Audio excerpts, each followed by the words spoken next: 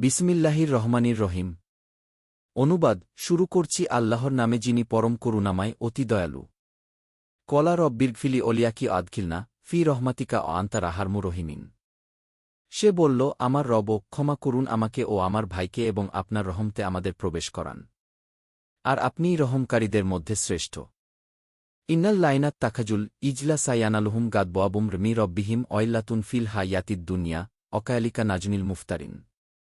নিশ্চয় যারা বাছুরকে উপাস্য হিসাবে গ্রহণ করেছে, দুনিয়ার জীবনে তাদেরকে আক্রান্ত করবে তাদের রবের পক্ষ থেকে গয়েব ও লাঞ্ছনা। আর এভাবে আমি মিথ্যা রটনাকারীদের প্রতিফল দেই। অল্লাইনা আমিলুস সাইয়াতি ছুম্মা তাবু মিম বাদিহা আমানু ইন্না রব্বাকা মিম বাদিহা লাকফুর রহিম।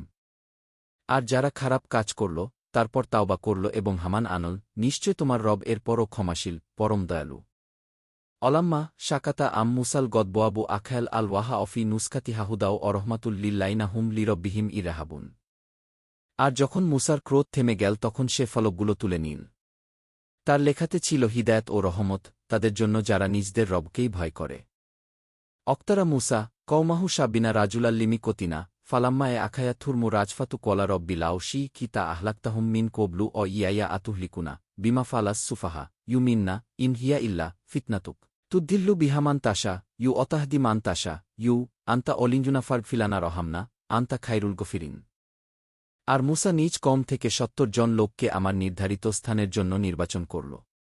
অতঃপর যখন ভূমিকম্প তাদেরকে পাকড়াও করল তখন সে বলল, হে আমার রব, আপনি চাইলে ইতপূর্বে এদের ধ্বংস করতে পারতেন এবং আমাকেও। আমাদের মধ্যে নির্বেধরা যা করেছে তার কারণে কি আমাদেরকে ধ্বংস করবেন? এটা তো আপনার পরীক্ষা ছাড়া কিছু না। এর মাধ্যমে যাকে চান আপনি পথভ্রষ্ট করেন এবং যাকে চান হিদায়াত দান করেন। আপনি আমাদের অভিভাবক। সুতরাং আমাদের ক্ষমা করে দিন এবং আপনি উত্তম ক্ষমাশীল। বাংলা কুরআন শরীফ পেতে আমাদের চ্যানেলটি ফলো ও সাবস্ক্রাইব করে রাখুন।